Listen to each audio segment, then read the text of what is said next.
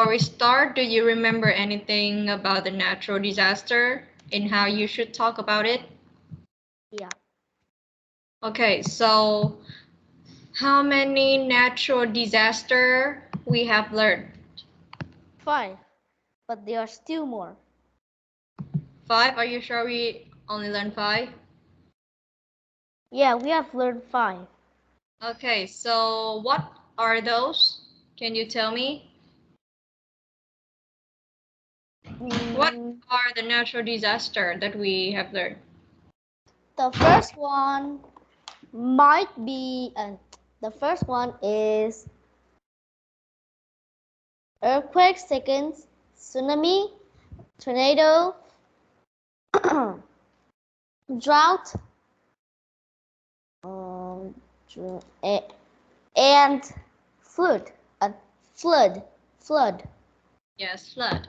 Okay, so before we start, I want you to tell me again, to give me a presentation again about these 5. And I hope that this time you can tell me clearly about what drought is. Okay? Yeah. Okay. Okay. Okay. Can you see the screen? It's right black. Oh, I can see now. Okay. I see it now. Okay, so please give me a presentation, please. Um, Hello everyone. My name is Hello everyone. Today I'm going to talk about natural disaster. First, I am going to talk about earthquakes. It means the land is shaking, and the rock and land makes the road cracks. Some buildings might fall down because of the earthquake is too strong. The car might crash because they're sometimes near the buildings or behind the buildings. They can also be cracked. Mm. Some build some no some roads might might have a problem, and other and other people cannot get through. The elect and they can also cannot use the electricity because cổ điện là gì nhỉ? Korean, the electric light or the electric pole. The electric pole and the electric poles fall down, so that's why they can't use the electric. And these are the safety tips.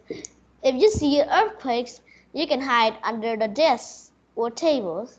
But if there are no desks and tables, you can use some things to cover your head. Okay. Now I am going to talk about tsunami. Tsunamis is a kind of very big waves. Some people don't like waves because they are some kinds of too tall.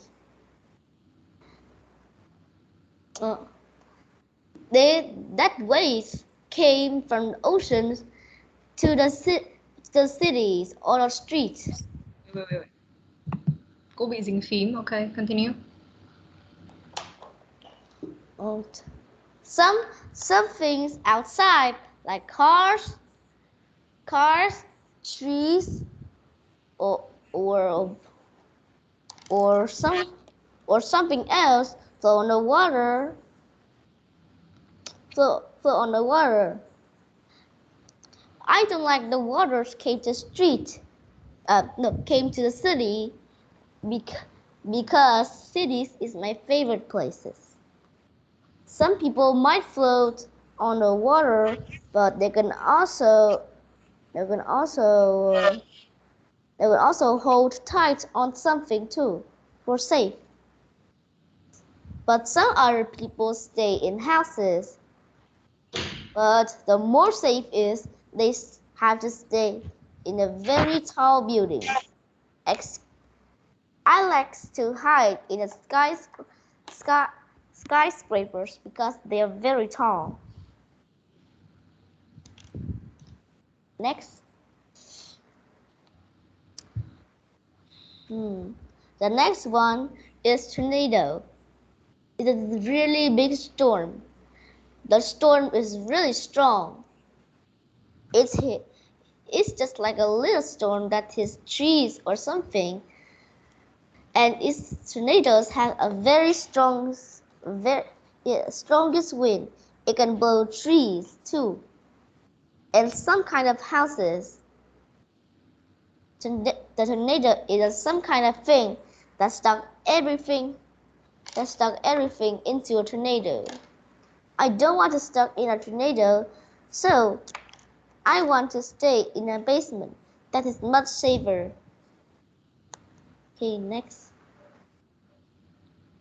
No, not yet. Some things like animals, plants, and vehicles might stuck in a tornado, and that's really bad. After a tornado, the house might fall down because of the strongest wind, and the trees are empty, and all of the car might crash. Okay, next.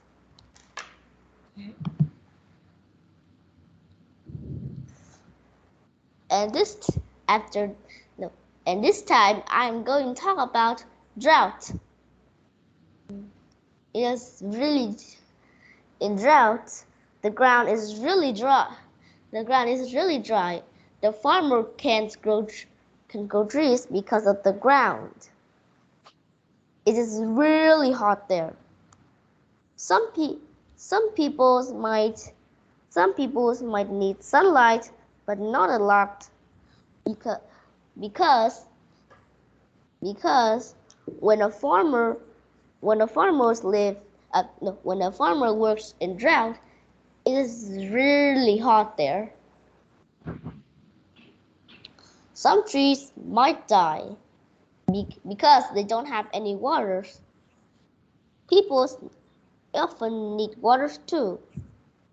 There are only a little waters each day because drought makes the waters dry, and and everything like lakes, rivers, or streams might be empty. So they also always need water, and drought can also make fish didn't have any water to live too. So this is really bad. This is really dangerous. Okay, next. Pretty good. Yeah. So the last one I'm going to talk about flood. I don't like flood a little bit. I don't like flood a little bit, but I like water. I like waters, but I don't want it everywhere. When the rains came too long, especially 5 to 6 days, it makes flood, and water is everywhere. Even the cars, the buses, or something else outside might float. It is really dangerous to the people outside too. Some people might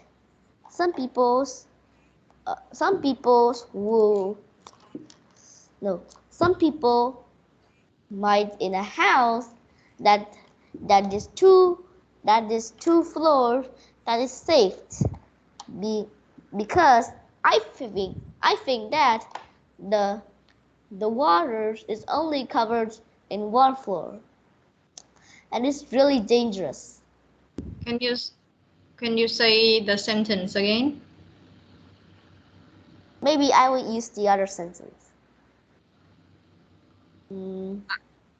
Some Cô chưa some hiểu con ấy. some animals live outside might die too, because that animals cannot live in water.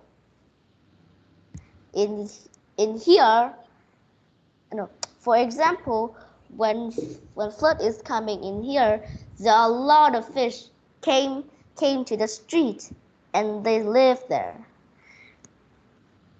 And after the flood, the neighbors catch fish. This is really fun, but I don't like waters everywhere. Okay, that's all for my presentation. Goodbye. Ok, bài này về cái phần flood cô thấy là nói rất là ok. Nhưng mà về cái phần flood, cái đoạn cuối đấy tự dưng mình lại nói hơi ấp úng và chưa rõ ý. Cô nghe vẫn chưa hiểu cái đoạn cuối lắm. Nhưng mà nhìn chung thì tổng quan so với buổi hôm trước thì nói ok rồi. Đáng ra cái phần flood ấy thì con cứ nói một cách tự do thôi.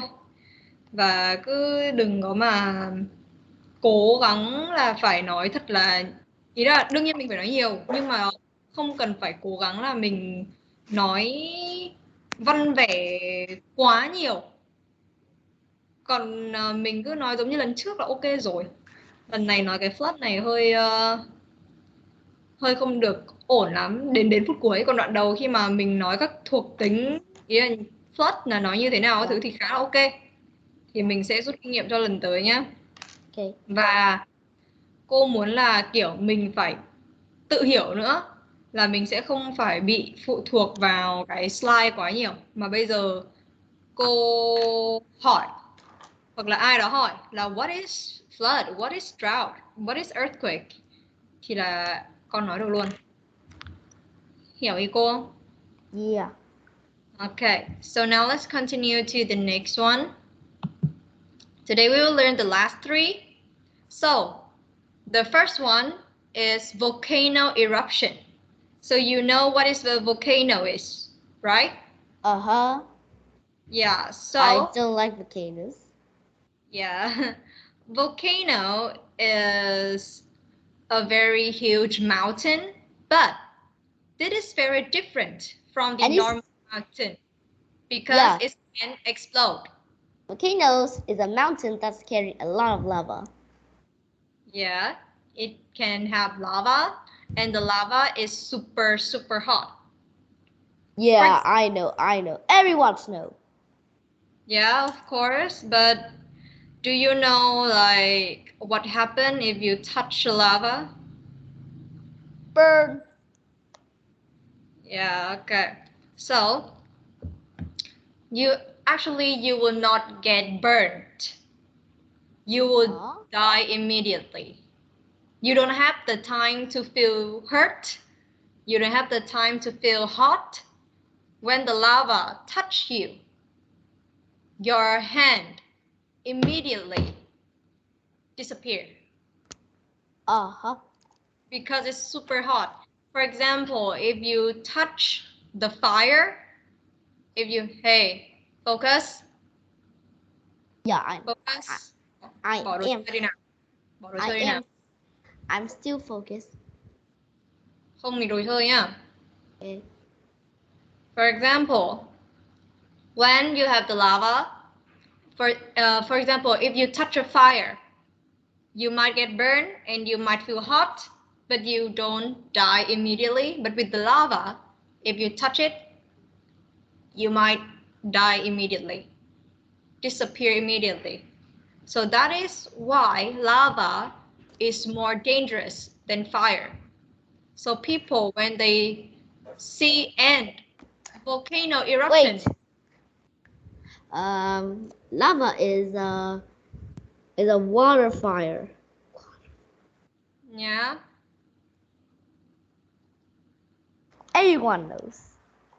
Yeah, and do you know how to know if there is a volcano eruption or not?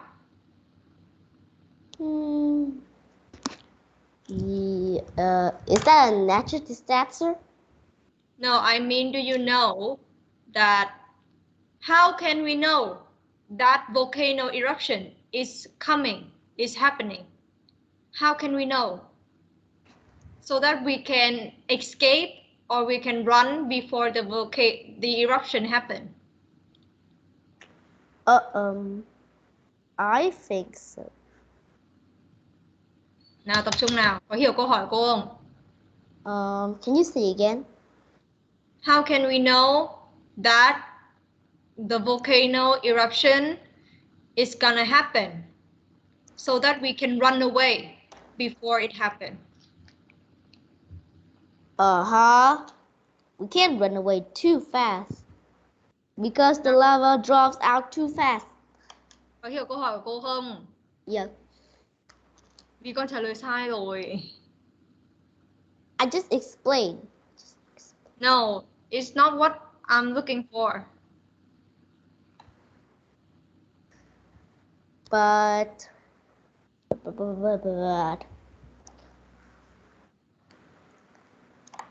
So, I'm asking, cô đang hỏi là làm thế nào để mình biết được là volcano eruption sắp diễn ra để mình chạy trước đó. Maybe we can only see a little bit lava on top, so we run. No. When we see the lava, if we can see the lava means that it is too late. Nếu mà thấy cái lava nghĩa là mình đã quá muộn rồi. Cái lava chảy rất nhanh. It's too late. So, how can we know is that the lava is how can we know the volcano eruption is when you feel the earth is shaking, when you feel the earthquake. The earth is shaking, which means the volcano is about to erupt. The volcano is about to explode.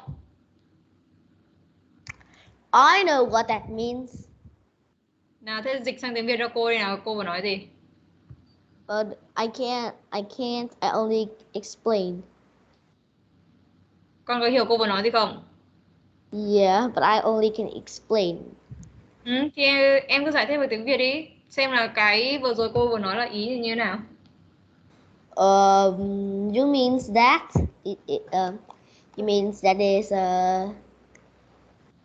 I think you mean that is when the earthquake start, it has cracked and the volcanoes drop out.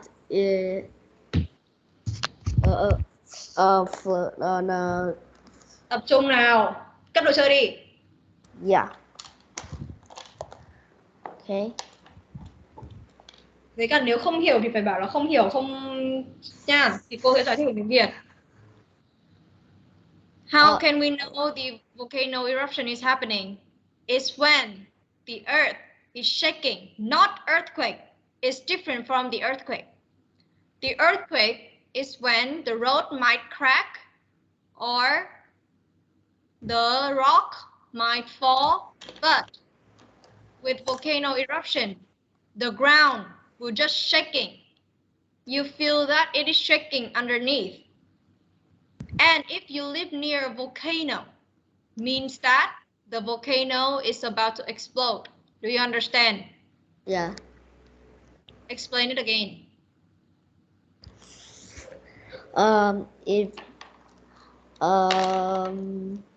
If you live in a if you live near the volcano, that means if you live near the volcano, the volcano might explode. Wait. Why? Because if we live near the volcanoes, sometimes it might explode. But there are volcano, it doesn't explode. Có những cái núi lửa nó không nổ mà, nó không bùng lên mà. Tại sao sống gần núi lửa là mình lại bị núi lửa, lại có núi lửa phun trào. Có tập trung nghe cô giảng lúc nãy không? Có hiểu không? Yeah. Thế giải thích lại cho cô là tại sao lại xuất hiện hiện tượng núi lửa phun trào. Làm thế nào để mình biết được là cái hiện tượng núi lửa phun trào sắp diễn ra? Trả lời câu đằng sau trước, làm thế nào để mình biết được là hiện tượng này sắp diễn ra?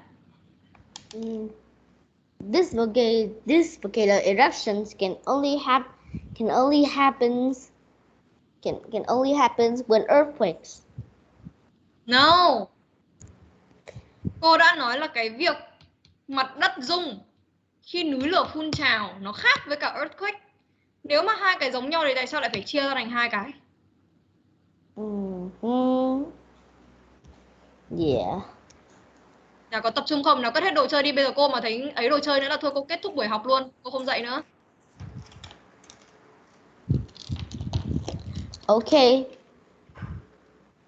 Và cô đã bảo rồi, nếu nghe không hiểu thì phải bảo cô là con chưa hiểu, thì để là I don't understand thì để cô giải thích lại bằng tiếng Việt.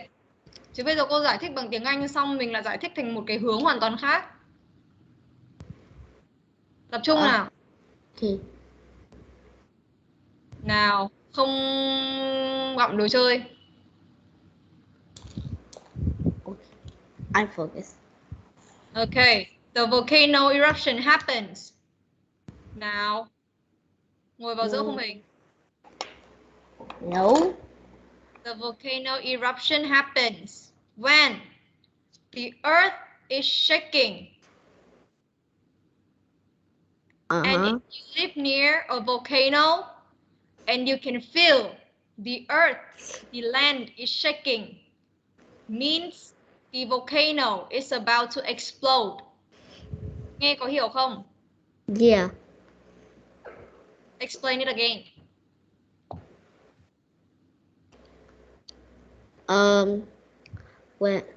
When a volcano with the when the volcano I always forgot. Con giải thích theo ý hiểu bình thường của con thôi, không bắt buộc phải nói y hay chính xác những gì cô vừa nói, nhưng mà phải đúng nghĩa, phải đúng ấy. The volcanoes the volcanoes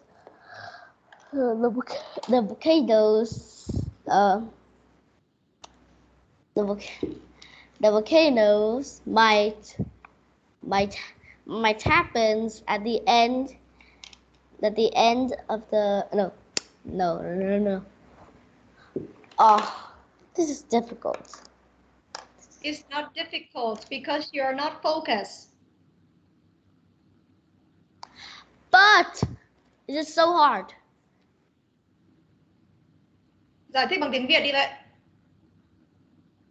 Giải thích lại bằng tiếng Việt là hiểu những cái gì mà cô vừa nói. Let me think. Giải thích bằng tiếng Việt mà cũng let me think là sao? Because it's very hard. Thế có hiểu cô vừa giải thích gì không? Nào, lại ngậm đấy rồi. Kết thúc buổi học luôn nhé. No.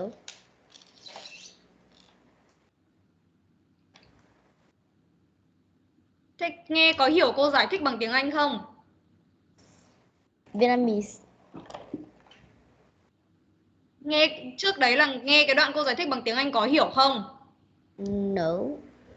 Thì tại sao lúc cô hỏi hiểu hay không lại bảo yes?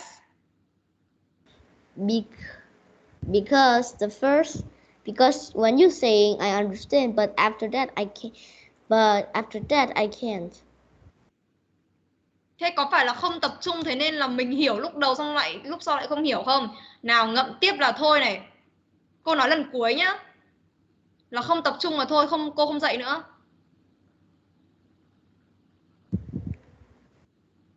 Đây cô giải thích bằng tiếng Việt cho nhá. Mình biết núi lửa xảy ra khi mà mình sống gần một cái núi lửa mà mình cảm nhận được rằng mặt đất nó rung chuyển. Có nghĩa là cái núi lửa này nó sắp nổ. Thì cái lúc mà mình cảm nhận được rằng cái mặt đất nó đang rung mà ở gần mình có cái núi lửa đấy thì mình cần phải chạy thật xa trước khi cái núi lửa này nó phun trào. Hiểu chưa? Okay, now explain it again in English, since you already heard in Vietnamese.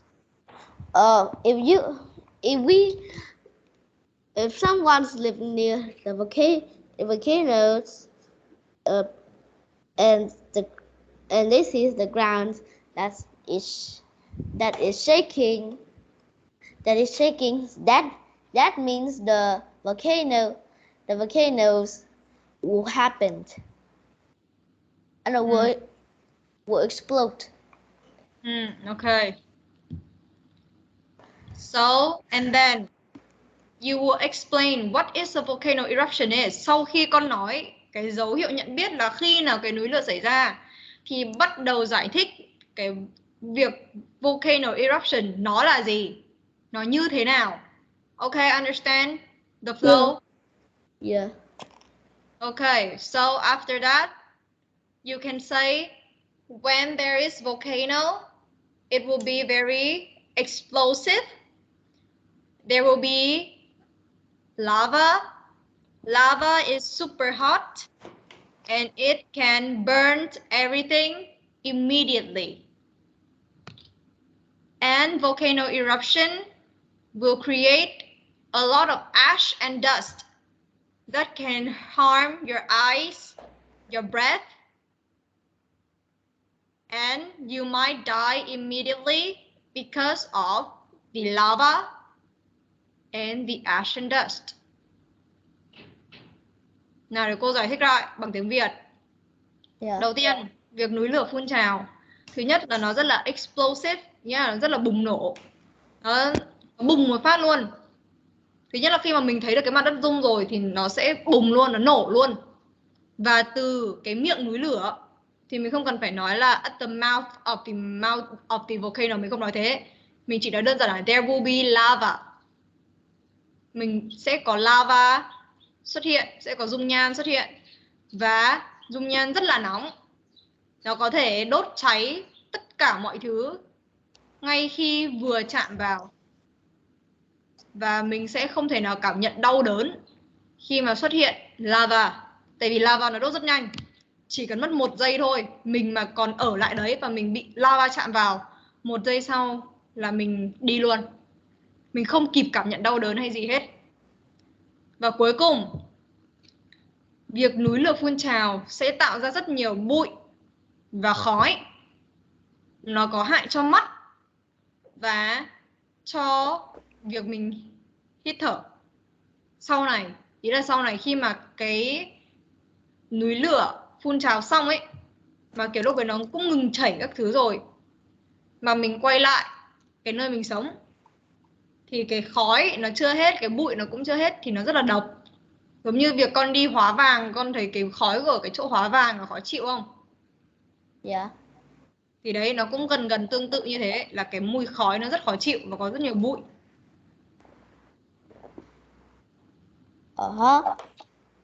Vẫn tiếp tục nghịch đồ chơi dù cô đã nói rất nhiều lần. No, I just touching a pen. Thế cái gì cho vào mồm kia? That's not anything. Lần cuối nha, cô nói vào cô chính xác là lần cuối, một lần nữa là thôi cô kết thúc buổi học luôn. Yeah. Ok, bây giờ con nói về volcano eruption đi. Now I'm going to talk about volcano eruption. Wait, what is explosive? Explosive. Thế là không tập trung chưa? I don't need to say about explosive. I say by myself.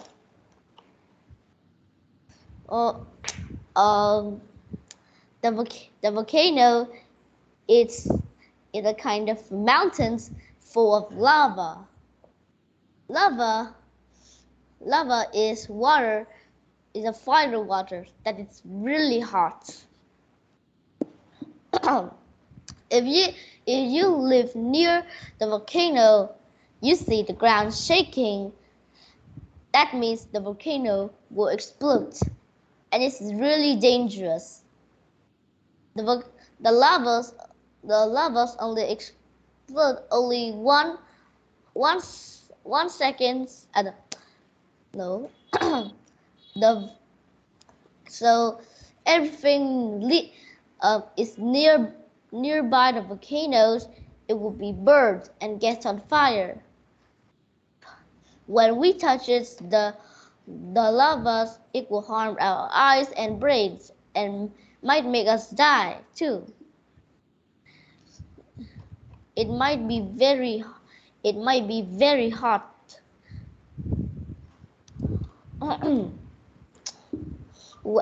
When the volcano explodes, the lot of lavas go out and smoke too. But when after volcanoes, there are still many smoke, and that also can harm our eyes. Too, and it's really toxic. Okay. Ok, thứ nhất là bỏ hết những cái từ might ở trong câu đi, tại vì nó không phải là có thể nữa mà nó chắc chắn. Mình dùng khẳng định luôn là it is super hot, it can kill us, không có từ might nữa. Tại vì khi con nói là lava có thể giết chúng ta, lava không phải là có thể mà lava chắc chắn sẽ giết chết chúng ta. Nào. Thôi cô end buổi học luôn đây, cô không dạy nữa. No.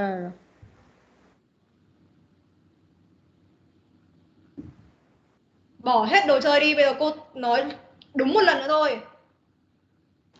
Còn động chạm, còn ấy cái gì, bất cứ cái gì cô thấy động chạm vào cái đồ chơi nữa là cô tắt luôn.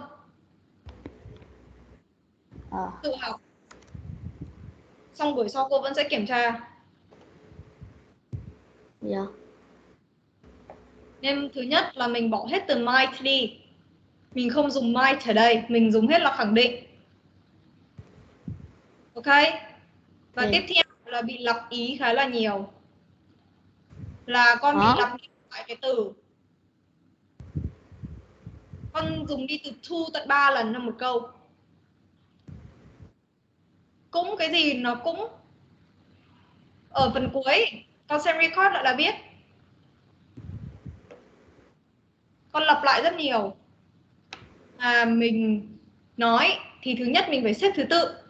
Thứ nhất là mình phải giải thích volcano, con có thể theo hai cách. Một là mình giải thích volcano eruption là gì trước, xong sau đó mình mới nói là cách nhận biết để mà mình tránh được volcano eruption. Hoặc cái thứ hai là mình chỉ cách nhận biết là khi nào volcano eruption xảy ra và giải thích volcano eruption là gì, và cuối cùng mới đưa ra cái giải pháp. Nhưng mà cô khuyến khích là theo cái cách đầu tiên là mình nói volcano eruption là gì, xong sau đó là mình mới nói cái dấu hiệu nhận biết và cách chạy cái giải pháp, cái solution sau. Là cái việc mà mình biết được mặt đất rung ấy thì mình chạy đi trước, mình sơ tán đi trước, kiểu vậy. Nào bây giờ nói lại nữa. And this time I'm going to talk about volcano eruption. Volcano is kind of is a kind of mountains. Carries a lot of lava. When you can see that the ground is shaking, or that means the volcanoes will explode, and you have to run fast as you can. The lava is super hot. It's super hot, and it can kill everything too. When we touch the lava, we might burn. The lavas will harm our eyes and our brain. That can make us die too. When might đi rồi mà, không dùng từ might nữa mà, nó không phải là có thể. Từ might có nghĩa là có thể giết. The no, the volcanoes the volcanoes the volcanoes has also have a lot of smoke because after the volcanoes there are a lot of smoke. But when we came back, it will harmful our eyes, harmful our eyes too, and the volcano smoke were very toxic that they could kill us. Okay. Con có thấy kết nó bị cụt không? Con kết là bằng việc là cái ash và dust nó có thể giết gây hại và gây chết người, xong kết luôn. Không có cái gì hết, tại vì là mình lại nói cái vấn đề volcano eruption nó như thế nào, cách nhận biết nó như thế nào ở đằng trước ấy rồi. Cô đã bảo là mình sẽ cho cái việc nhận biết đấy ra sau cùng để mình kết cho nó đỡ bị cụt. Thế nên nói lại nào. Nói lại từ đầu. Theo thứ tự, đầu tiên là giải thích volcano eruption là gì, thứ hai là mình mới đưa ra dấu hiệu nhận biết là mặt đất rung các thứ, và giải pháp là mình chạy đi trước khi mà mình thấy cái hiện tượng đấy xảy ra. Volcano eruption is very hard. Bây giờ học flood cũng bảo khó, volcano eruption cũng bảo khó, cái gì cũng bảo khó. Tại vì sao khó? Tại vì mình không tập because this is the first time.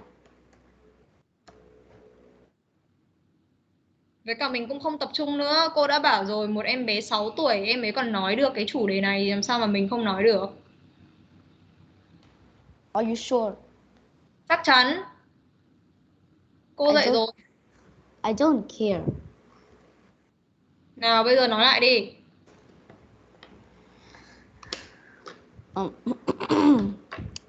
Okay, now I'm going to talk about volcanoes eruptions.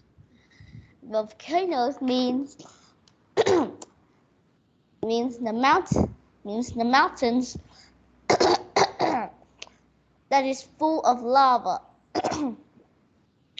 and everything live nearby might die and burn. When we touch the lavas will harmful our eyes and the brains that can kill us. Stop. Lặp đi lặp lại cái ý này từ nãy đến giờ nhưng mà nó sai nhá. Lava nó không hại cái đấy, mà đấy là ash và dust. Lava là chỉ cần chạm vào thôi là mình đi luôn. I know. Lại tiếp tục gặm đồ chơi.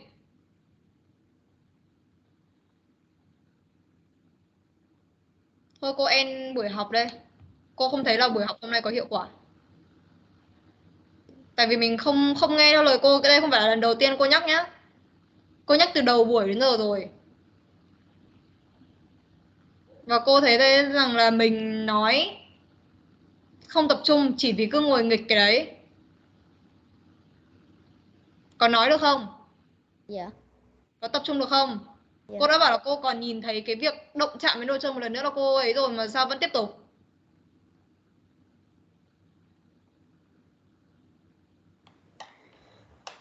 Nào, nói đi.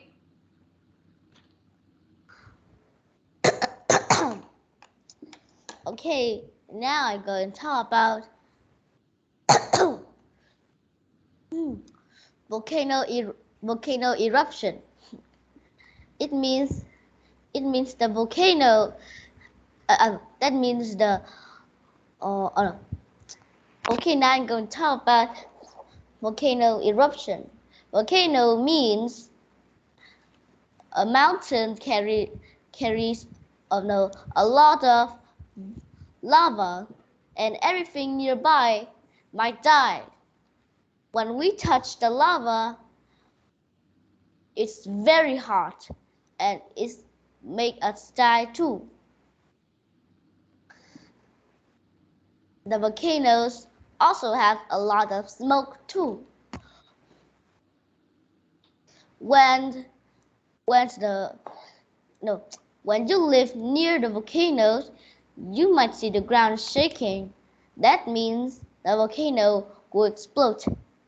And in 1 second later, the lavas come out, and they can also touch us. So you have to run fast as you can and far away from the volcano. But if the volcano is over, you come back to where you live.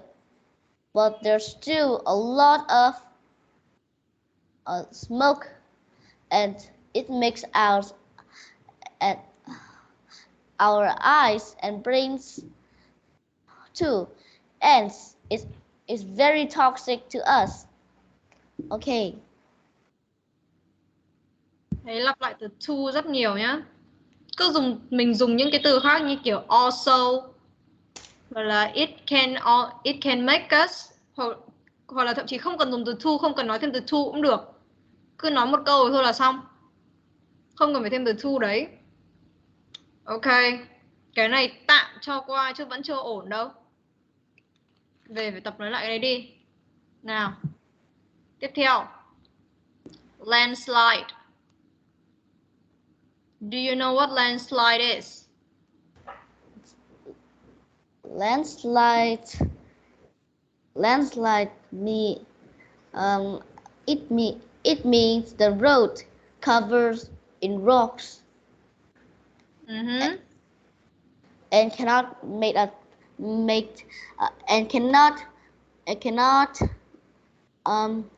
make us pass the road. Okay, good job. Good job is correct. So, landslide is a natural disaster when the rocks from above falling down onto the road and it covered the road that cannot make us pass the other side. We cannot know when it happens because it happened very suddenly. So it is very dangerous. Like for example, when you are going on a trip to the mountain, and suddenly there is a landslide from above, the rock might cover the car or might cover all over your body. So it is very dangerous. I know that is dangerous. So with this, you can only what? I think landslides happen in earthquakes.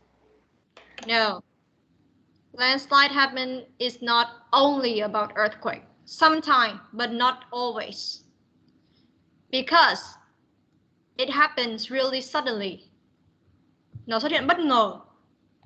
Nó xuất hiện rất là bất ngờ, chứ không phải là có cái là mình biết được rằng là nó sắp xuất hiện để mà mình né.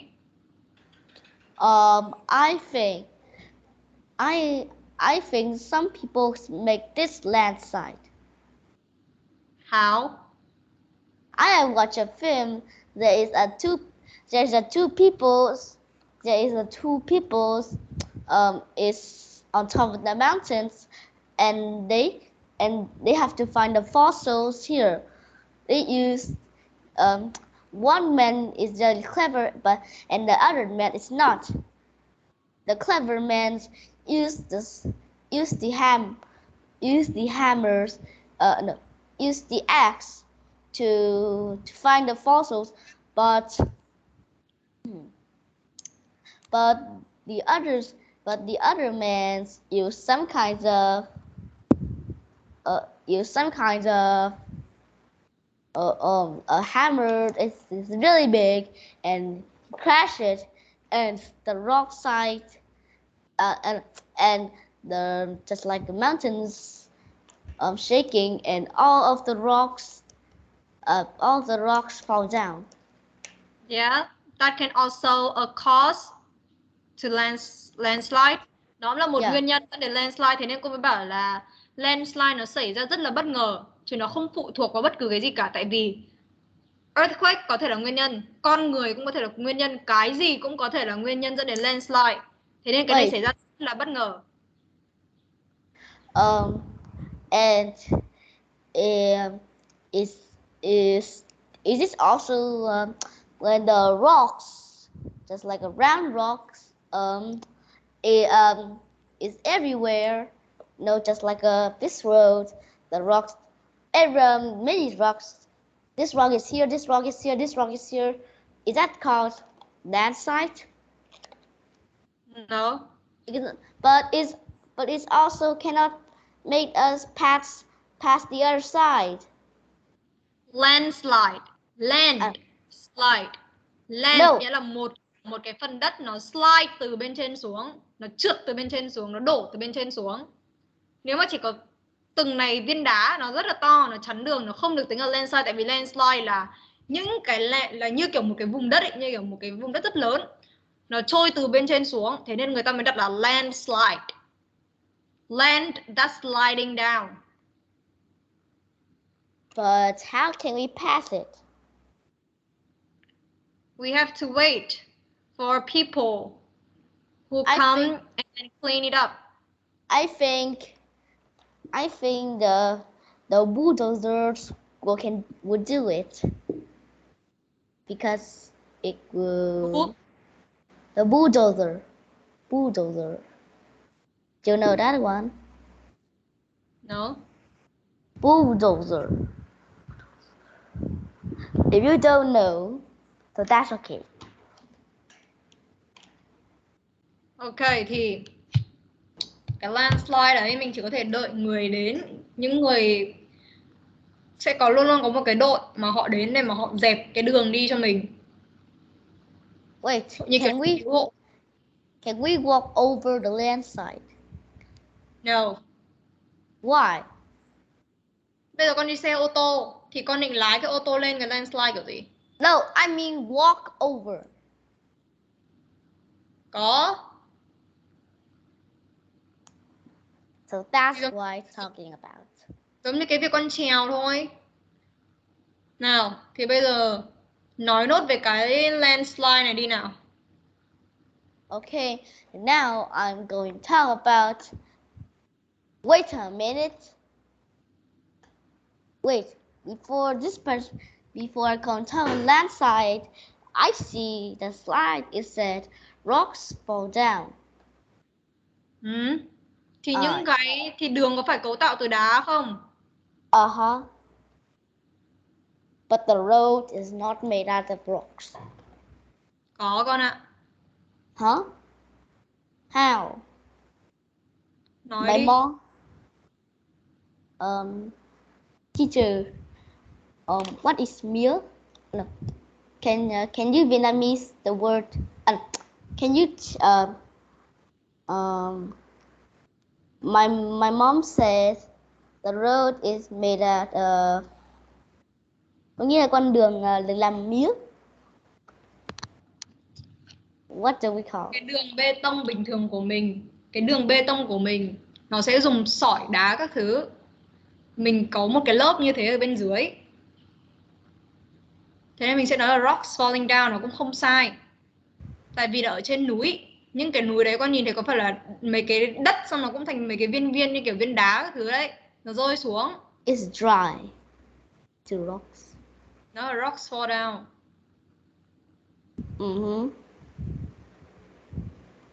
Rocks fall down. Và con thích nói thêm một cái kiểu khác mà con muốn nói cũng được, miễn là nó giải thích được landslide là gì. Okay, this time I'm going to talk about landslide and landsite.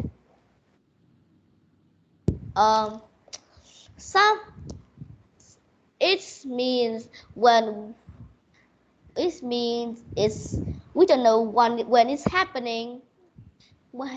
happening. and all of the rocks fall down into the road that it can make us cannot pass over the other side, but we can walk over.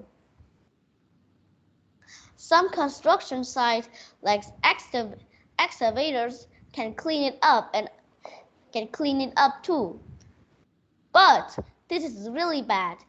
When the cars, buses go over the rocks, the landslides appeared.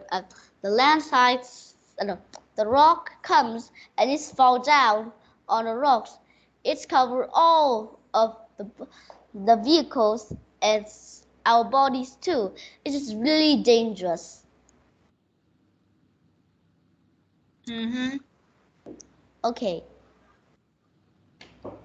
Okay, so it's good because it's short. Tại vì cái này nó ngắn ấy, thế nên con nói ok. Ok, mình sẽ học đến cái cuối nhá. Okay, what is it? Huh? It is deforestation. Wait. Can you move something black? Cái gì black? I don't know. Maybe the black thing. Cái black thing là cái gì? Làm gì có gì màu đen? But in the screen, I see the black thing. Con có nhìn thấy slide không? Cái quan trọng ở đấy thôi.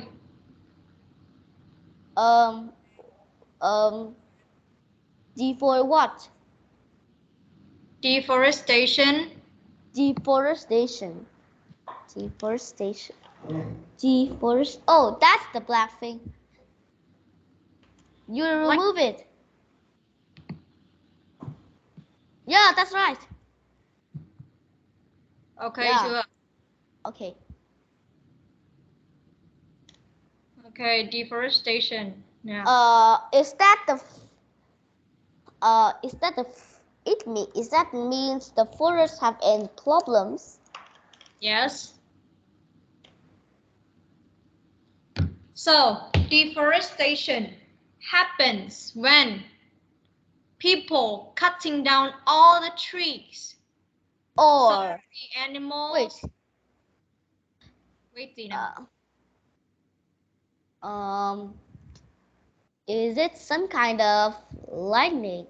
The lightning hitting tree in a forest make fires. No. No. No. So how can the forest get on fire? The human. What do the human do? The human can do anything. Săn bắt quá đà. Con người có thể đi vào đấy xong chỉ định đốt, có thể là đốt một cái gì đó khác, nhưng mà nó dẫn truyền đến cái việc đốt cả khu rừng. Có thể chỉ định đốt một cái gì đấy nó rất bé thôi, nhưng mà nó dẫn cái nhiệt, thế là nó thành đốt cả một khu rừng. Oh, that's really dangerous. Nào thì tập trung nghe nhá. Yeah. Cô sẽ nói bằng tiếng Việt. Tại vì cô nghĩ là nếu mà nói bằng tiếng Anh thì mình cũng sẽ không tập trung như cái cách bây giờ lại tiếp tục gặm đồ chơi. But I'm too focused. Và có khi là cái này cô sẽ nói lại với mẹ. Deforestation. Đầu tiên nhá, deforestation là nạn phá rừng. Đầu tiên là cái việc này xảy ra như thế nào? Con người có thể chặt cây quá đà, không còn cây. Đấy là một loại. Loại thứ hai là cháy rừng. Con người có thể chỉ định đốt một vật gì đó rất bé, nhưng sau đó nó lan ra và thành cháy của một khu rừng, giống như một cái sự việc ở rừng Amazon. Một cái khu rừng rất nổi tiếng trên toàn thế giới là rừng Amazon đã từng bị cháy và đã phải huy động rất nhiều cái máy bay trực thăng đem nước đến để đổ từ trên cao xuống để mà dập cái đám lửa đấy. Mình có thể nói cái việc rừng Amazon cháy làm ví dụ, và sẽ phải nhờ trực thăng, rất nhiều trực thăng và rất nhiều nguồn nước đến để mà dập đám cháy ở Amazon. Và cái việc deforestation này diễn ra có thể sẽ làm những con vật sống ở trong rừng không còn nơi để ở, và thậm chí sẽ có những con nó chết trong đám cháy, có thể là vậy. Hoặc cái thứ hai là việc không có rừng thì có nghĩa là bọn nó cũng mất đi một nguồn thức ăn với động vật ăn cỏ ấy, như kiểu giraffe, rabbit, đó, mất đi một nguồn thức ăn. Ok. Và không có cây để che thì cũng có thể xảy ra tình trạng flood.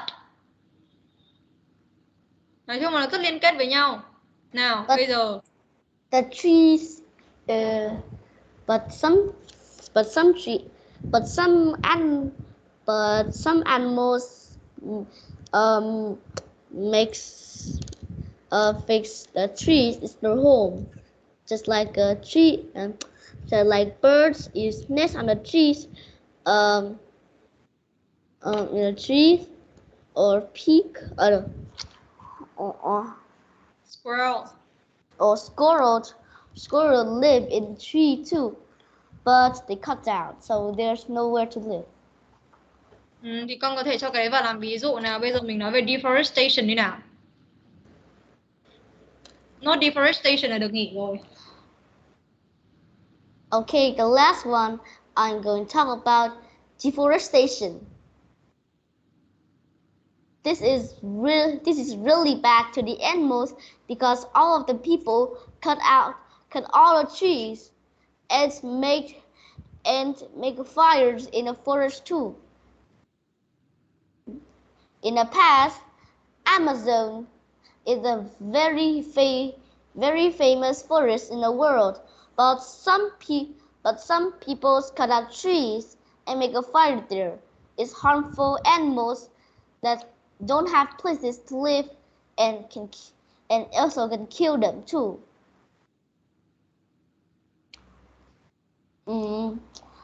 Examples for when the people cut out trees, the trees might be can help the birds use their nest on the trees, and squirrels live in the trees too. But people cut up trees, so there's nowhere to live with the animals. And it's also flood in the forest too. When the forest is on fire, a lot of helicopters have to put out the fire. This is really bad.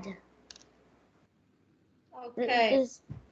Cái helicopter đấy phải nói ở trong cái Amazon. Và cái Amazon không có cái vế cut all the tree nào. Amazon là chỉ bị cháy thôi chứ không bị cắt cây. Amazon là chỉ bị cháy thôi. Ok? Oh yeah. Và cái việc Amazon cháy đấy, một phần là do nóng lên toàn cầu, cái global warming. Nhưng nếu con không nói được từ global warming thì thôi, con chỉ nói tóm gọn là Amazon đã từng bị cháy rồi. Mình chỉ dừng ở đấy thôi, mình không giải thích thêm nguyên nhân tại sao Amazon cháy nữa. Ok, nào bây giờ nói lại lần cuối đi nào. Okay, now I'm going to talk about deforestation.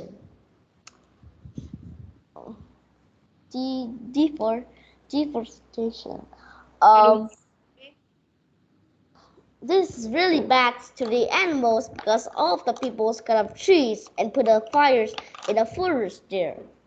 People can't live in a forest that have these problems. They have to die there. What? So they have to die there? Because they have to nghĩa là họ sẽ phải chết ở đấy. Tại sao lại phải ở đấy? No, I don't use that sad. They might very sad because there were nowhere to live. Thôi nói lại nào. Nói lại từ đầu nào. Okay, now I'm going to talk about deforestation. It is a kind of no. It is really bad to the animals because the animals cannot live in this forest. People cut up trees and make a little fire there in the forest. When people cut up trees, squirrels, birds, and everything live in the trees will lose their home because the trees is their home. The forest might on fire because some people don't know how to protect the animals, so they make a fire there, and the fires get bigger and bigger, and it makes the forest on fire too. Amazon is the famous famous forest in the world, but but the forest Amazon is the forest Amazon is some kind of thôi, lại từ đầu nào. Cái lần đầu nói rất tốt, cái lần đầu tiên con nói rất tốt, nhưng mà chỉ bị sai một vài ý thôi. Bây giờ mình cố gắng lấy lại cái phong độ của lần đầu tiên mình nói và mình sửa lại những cái mà cô góp ý thôi. Okay. Now I'm going to talk about deforestation. It is really bad to the animal because all the people cut trees and make a little fires in the forest. Animals cannot live in this place. They have to find the other place to live too. Some animals live in a forest. In a forest were really sad. People cut trees. Some squirrels, birds, or other animals live in a tree. Have to find the other trees because all of the people cut up trees, and the forest will begin to on fire because the people makes a fire there. Amazon is a famous forest in this world. In the past, it's on fire, and a lot of helicopters put out a fire with water. That's because of the people. Some people don't know how to take care of the deforestation. They're really bad. True. Okay.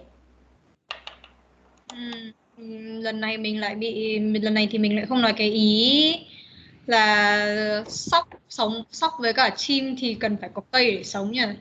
But I already have said it. Nói chung là cái lần này nói thì ok hơn hai cái lần ngắc ngứ.